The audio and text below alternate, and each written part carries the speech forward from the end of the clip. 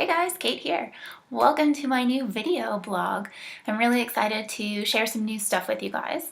Today I want to talk a little bit about why I decided to switch and why I've decided to go for good enough instead of perfect and how that applies to you in your life.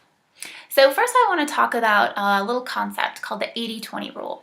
It's also known as Pareto's principle. And basically this means that 80% of your results will come from 20% of your efforts. So basically this means that if you're going to study for a test, if you put in, a 20% effort studying for your test, you'll get a B, right? You'll get 80%. But what this also means is that in order to get that A, to get 100% on that test, you would have to put in 80% of the effort to get from that B to an A. So basically what this principle says is that a little bit of effort will get you pretty good, but it takes a lot of effort to get to perfect. So I think that really has a lot of implications for our lives, right? I think especially as women, we often have a lot of pressure to be perfect or to do everything perfectly, right? Whether that's being a perfect parent or perfect, decorator or perfect at your job. I think that we often have a lot of pressure to do that. And I think that causes a lot of stress. There's a lot of stress in life, especially with social media and Instagram and everyone else's, perfect looking, living rooms or whatever. We feel like we have to keep up and we have to be perfect too. When the reality is that maybe not everything is worth putting in that extra 80% of the effort. So sometimes it is, right? Sometimes in school, it's important to get an A instead of a B.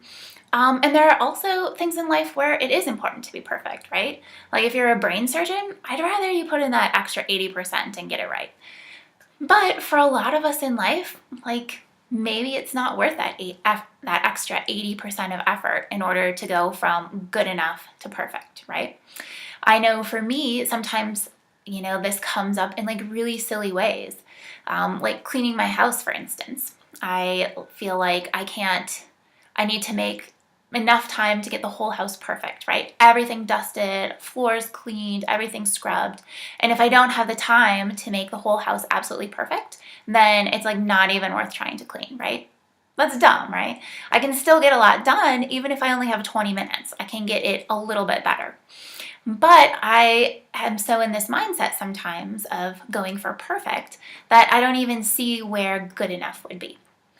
So I've been trying to apply this more in my life and settle for what's good enough and kind of trying to differentiate the things in my life that I do want to be perfect and the things in my life where really I could settle for good enough, right? If there's a little less cat hair on the floor, that's good enough. It doesn't have to be perfect all the time. So for me, this meant switching some things up in my business. As a writer, I've always, really aimed for perfection. In school, in college, I did a lot of writing. I wrote a lot of papers, and I always aimed to do really well on them, right? I wanted them to be perfect. I'd agonize over every word and every phrase because I wanted it to be really, really, really good. So for me, when I started writing blogs, this started to come out. I really wanted my blogs to be perfect. And honestly, nobody really cares, right? You might read the blog once, you're not going to analyze it. It's not serious literature. But for me, it really was a hang-up, and I would spend a really long time focusing on these blogs. And were they masterpieces? No. But they took me a lot of effort because I was really focused on getting to perfect when I could have spent, a fraction of the time and had good enough blogs. So for me, I decided I needed to make a change. And so that's why I started doing video blogs. Because I don't really have any kind of history with video. I've never made videos before. So I don't really have expectations for myself about what I should be like on video or what perfect is like. Honestly, I don't know. It's brand new territory. And so because of that, it's easier for me to settle for good enough. So I could maybe re-record this video 20 times because I've probably flubbed up a few things already. But video's new. I don't have any expectations for myself. I'm going to settle for good enough. If I got my point across, if I don't have anything in my teeth, I feel good about it. So for me, this allows me to actually move forward more and get more done. It allows me to create more content because if it's good enough, that's okay. It doesn't have to be perfect. And that allows me to actually share more with you guys. So I'm really excited about this.